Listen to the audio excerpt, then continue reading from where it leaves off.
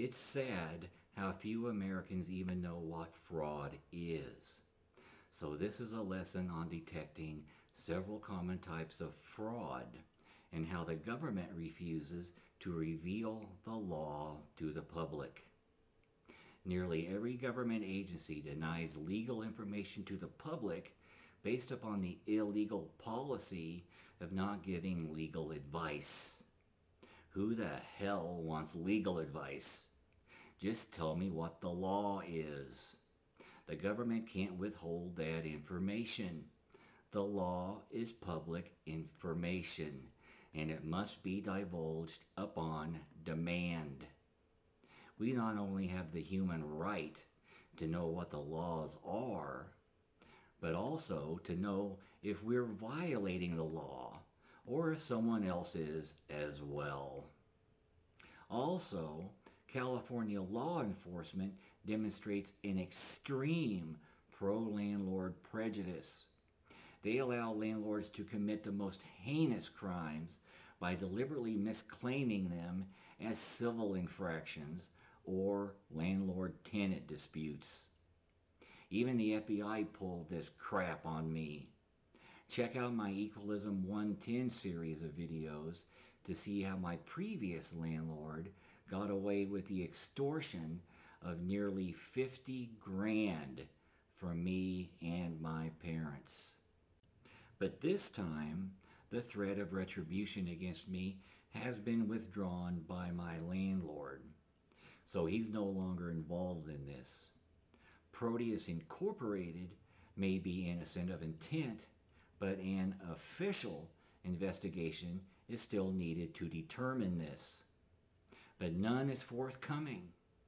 Why does the government not only ignore corporate fraud, but encourages it as well? This is the flyer I received from my landlord on about January 27th, 2017.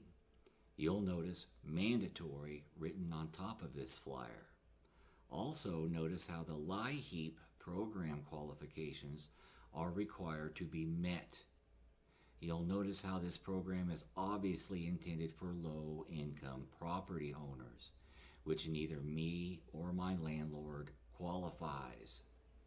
So over the following week, I reported probable fraud by Proteus and my landlord to the following entities. One phone call to the DWP, who said it sounded like fraud to them, but refused to take any action. They told me a company called Synergy supplied the toilets and Proteus was contracted to install them. I made 7 phone calls to Synergy. No call back. I sent 2 emails to the governor's office. No response. 1 email to the California Attorney General's office. They claimed welfare fraud was a civil matter, a landlord-tenant dispute. 1 email was sent to the county DA's office, who claimed welfare fraud being reported by a citizen wasn't any of their concern. I sent 2 emails to Kern County Code Enforcement, who eventually said welfare fraud was no concern of theirs. I made 1 phone call to the Kern County Welfare Fraud Hotline. No response. 1 email was sent to Tom Lackey, my state assemblyman's office, who completely ignored me. 2 emails to the Department of California Water Resources that were completely ignored, and 1 phone call where they said they never heard of this program and transferred me to another agency who had no idea why I was transferred to them. I sent 2 emails and made 1 phone call to California Community Services and Development that were completely ignored and possibly illegally forwarded to Proteus, breaking confidentiality laws. 8 days following my initial email to them, they emailed me but refused to respond to my requirement that they respond to this question. Don't you think these unethical and possibly illegal tactics employed by Proteus justifies an investigation by the state? I offered to send the county DA's office the following list, but they refused to accept it. So here is a list of 35 signs of probable fraud about how Proteus Incorporated is conducting this free, high-efficiency toilet program. Number 1, I never agreed to this in my lease. Number 2, the landlord isn't my boss and has no authority over me. A lease is a contract, a mutual agreement, restricted by the rules of ethics, good faith, full disclosure, and consent. A lease is not a declaration of war. I don't surrender my human rights when I sign a lease.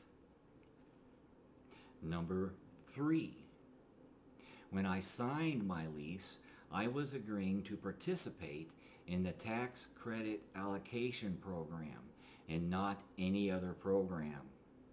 Once the lease was signed, they can't require me to participate in any other government program. Why? I never agreed to it. Number 4, Proteus approached the landlord with the flyer addressing my apartment complex specifically. The landlord didn't seek out this program on their own, and no government agency approached them. Number 5, there's no mention of this program on Proteus Incorporated's website, and their toll-free number on their website isn't on the flyer.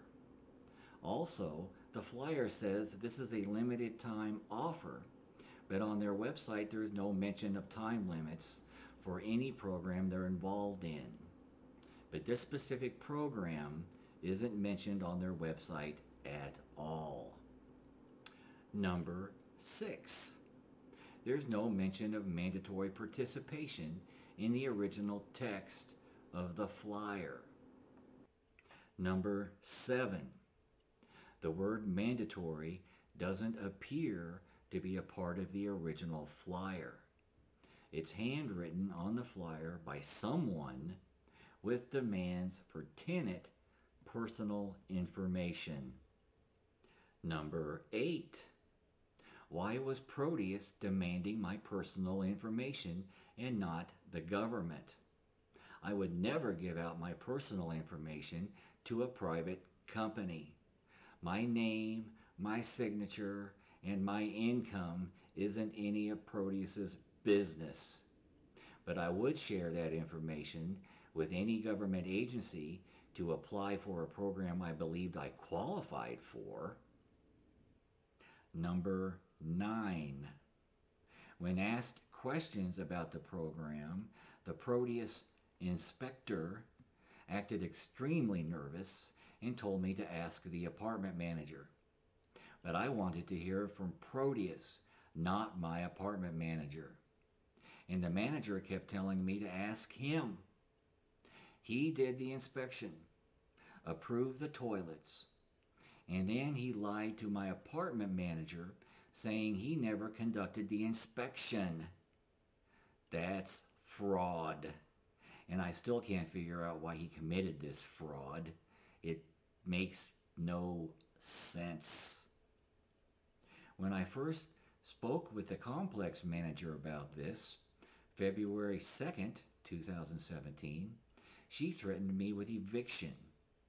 When I called back a few minutes later, she changed the threat to a financial penalty. Also, she herself claimed to know no details about this program. Why would her superiors not inform her of the details to share with tenants? And why the contradictory threats? Sign of fraud number 11. Nobody from Proteus will answer any questions on the phone from the number listed on the flyer, except to confirm that the apartment management could use any threats or coercion to force my participation in this program. This was just another pure lie.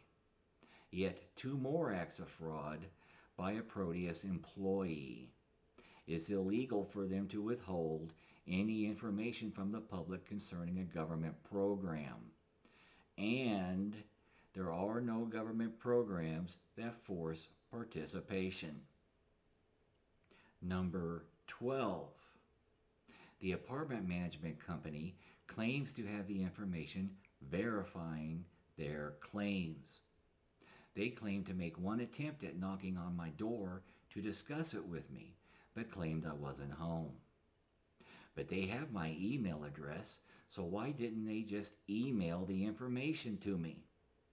Why didn't they just put all the information with contact numbers for verification onto a notice to give to all the residents from the beginning?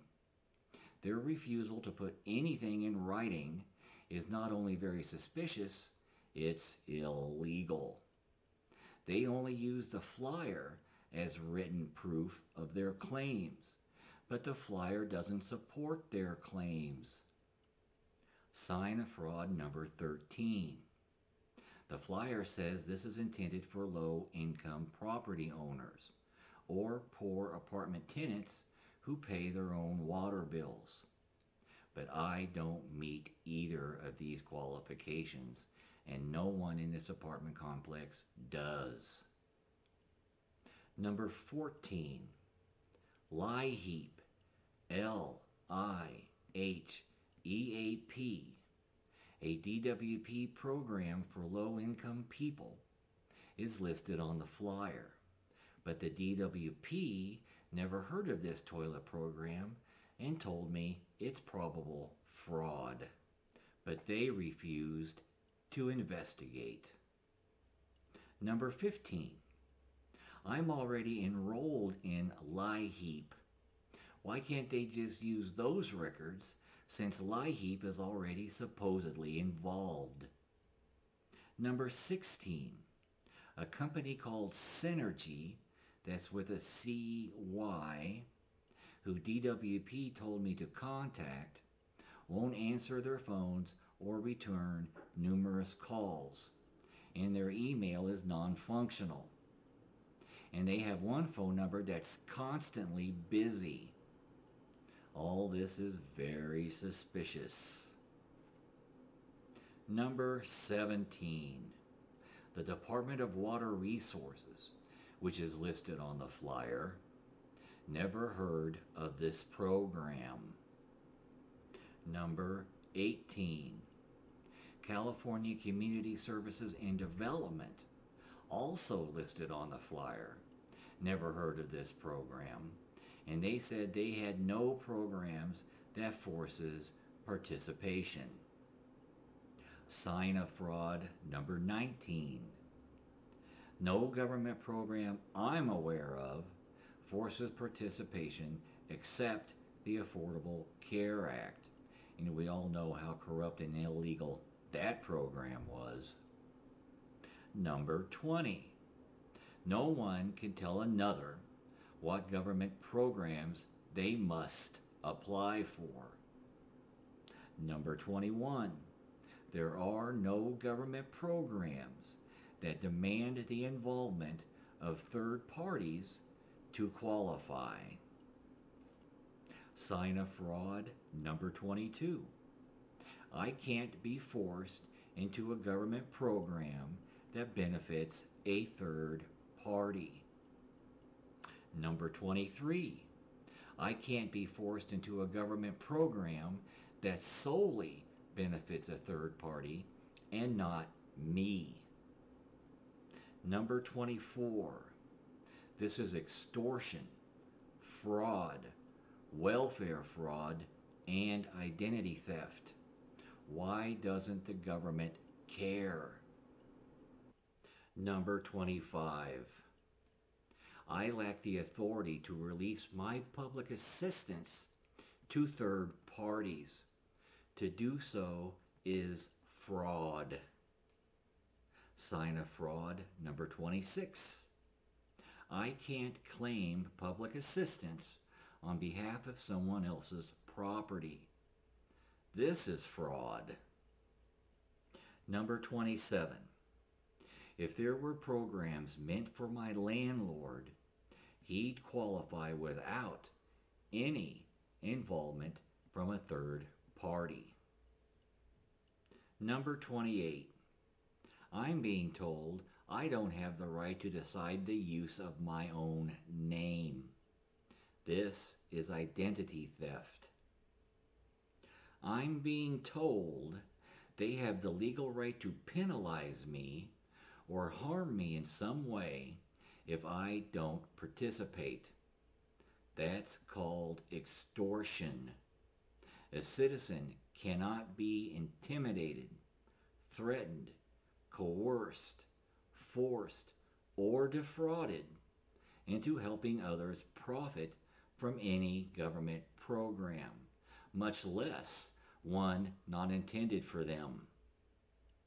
This is extortion, and it's apparently what Proteus is telling landlords to do across the state. Number 30. The entire complex is federally restricted to low-income tenants. Why doesn't the landlord qualify for this program based solely on that? Sign of fraud number 31. Is Proteus telling my landlord the entire complex will be rejected if all tenants don't participate? No government program works like that.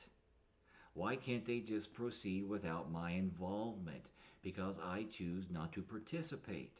Or as if my toilets didn't qualify. So they miss a few toilets in the complex. Big deal. Number 32.